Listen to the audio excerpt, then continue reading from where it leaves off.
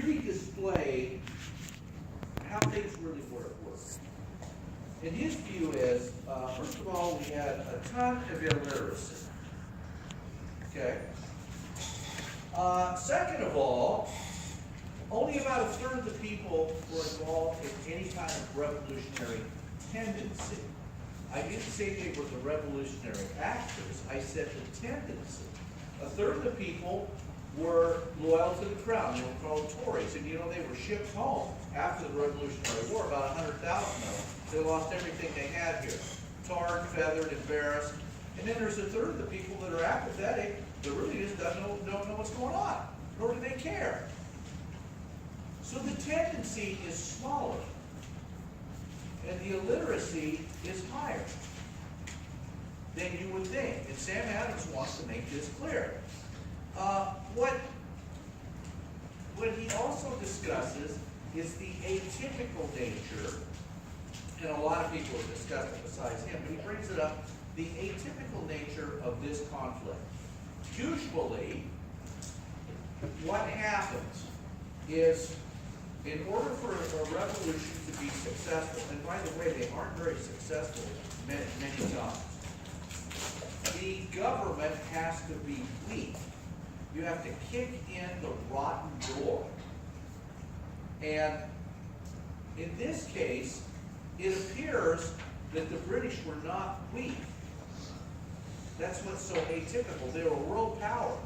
They had military prowess. They had strong fleets. They had a strong navy. And it doesn't appear that there was anything weak about them. So when you take a strong imperial government and you place it against a highly illiterate group of people, and a small percentage of those have the revolutionary tendency, right off the bat, things don't look good. Okay? So it's not like, I would suspect in the beginning that it looks more like civil disobedience. Right?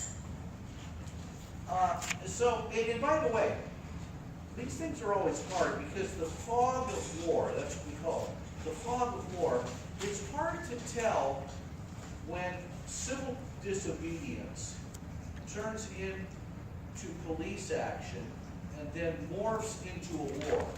This is a classic case of this is Vietnam. And it was irregular. Now, there are some clear cases.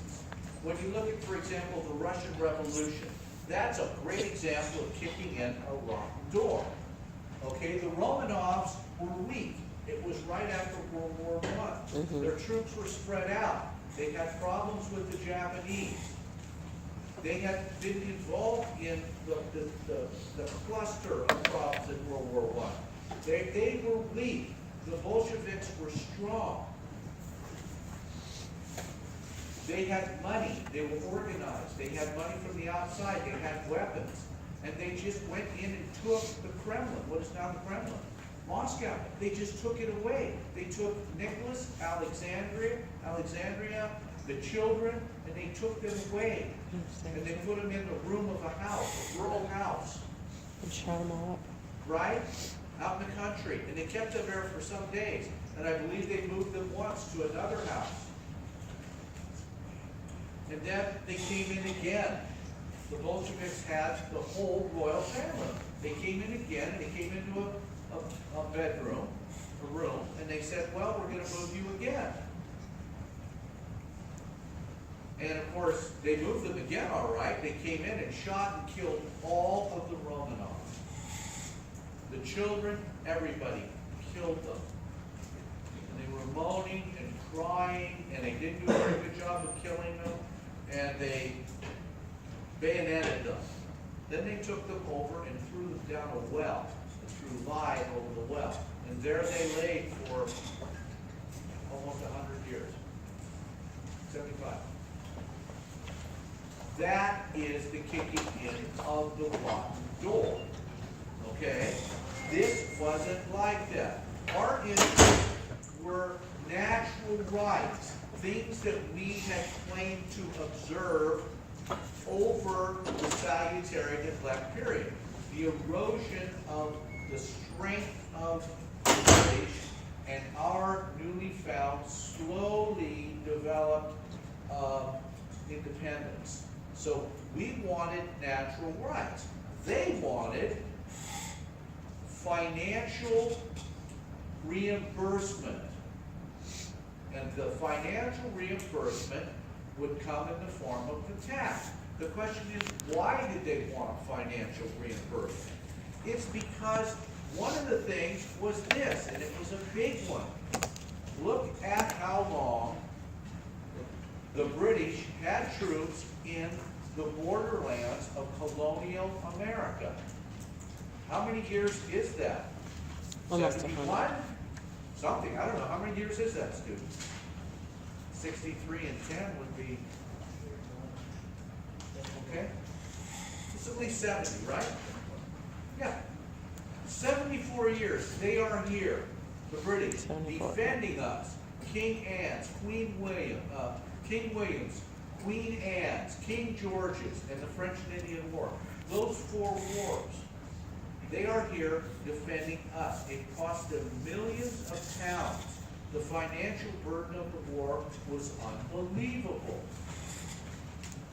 The parliamentary politics of the day was that we should pay for the war. They were defending us. We did not do a very good job and could not defend ourselves very well. So they must defend us. And the British had come down the St. Lawrence Seaway into the Great Lakes, intermarried with native populations, and so it was the French and like the Iroquois against the British in these frontier borderlands. And so they had to get rid of the French menace. And it took a long time. And then King George signed the Peace of Paris, which concluded with the Proclamation Line of 1763, meaning a line where the colonials lived and a line where the French lived. There was a demilitarized zone there. Now, the colonials start to know that the burden of the payment for that war is going to come to them. But they resist that because they had reached a new level of legislative and colonial independence. And this new level of maturity had come because of the salutary neglect period. You've got to remember, look how long the British are at war. They're at war at home in the 1640s. Charlie is gone by the 1650s. He's decapitated. Cromwell goes up and has an insurrection in Ireland. And it backs right into this.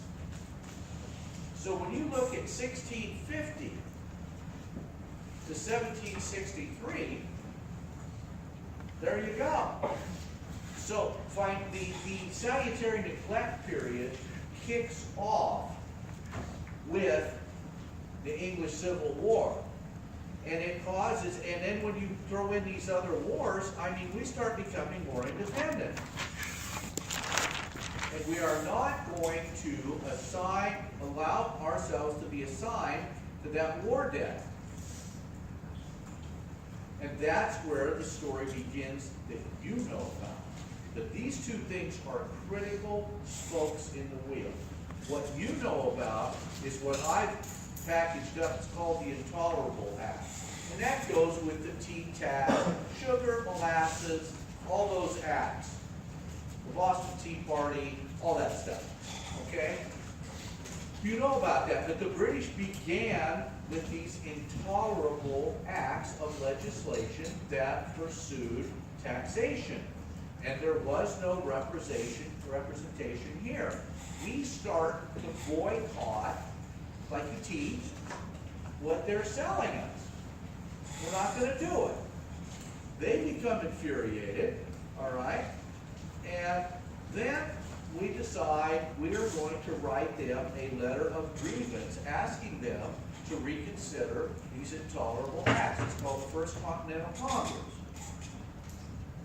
That Congress, no one knows who that is. It's a haphazard group of guys that get together. They write a grievance about taxation without representation. But nobody in Parliament knows who the hell these people are. They give it to King George, right?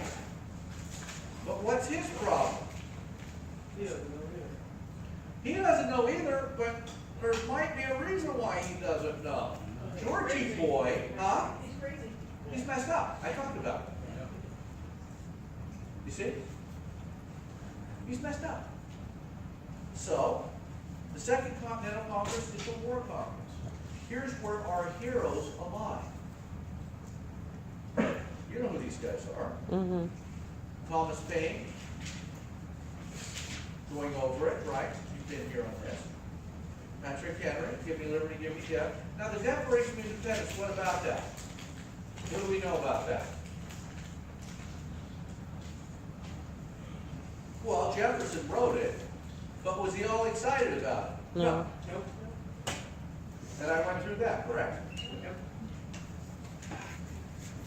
So, you know all this, going back. I mean, you know basically. What about these advantages? Well, what happened on Lexington Green that morning? Huh? The top leaders, trying to get to the post office, pushing the doors. Yeah. Against the. Yeah, good, you're there. Boom. They're a bunch of drunks, I think. A massacre. No? Do any of you ever, I do political science, I do you ever remember Kent State?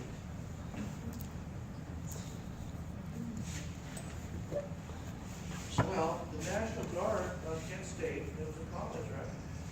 And they were dispersed there because they had these really rowdy crowds, and something happened, and no one knows what happened that day exactly. But the National Guard fired on the students and killed some of them. So that's and the great picture, and I think it was Life, Time magazine or Life, is they, you know, it's a great picture, but it's the ugliest thing in the world, is you see a dead student in the gutter, blood's just rolling down and going into the drain. Awful.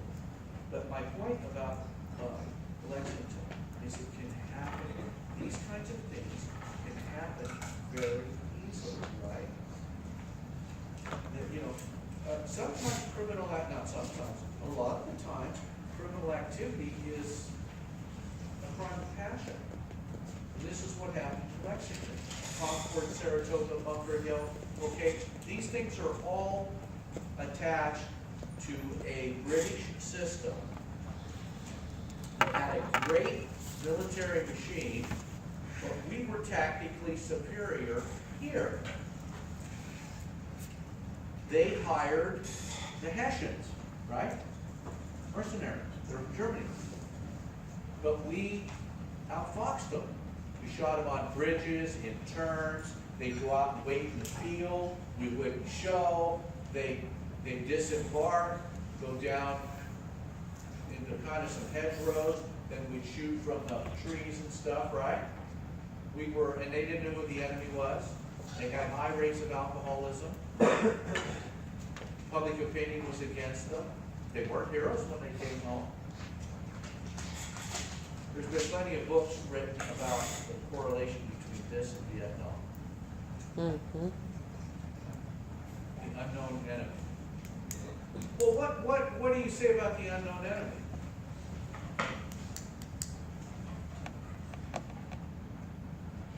It happens everywhere we go, doesn't it? Mm-hmm. You know, how do you find out who is a Peshmerga and who is not in Afghanistan? Mm-hmm. So, where's my military guy? I got a military guy. No military guys in here? Yeah. So I interviewed some Marines in northern Iraq, quite a few of them.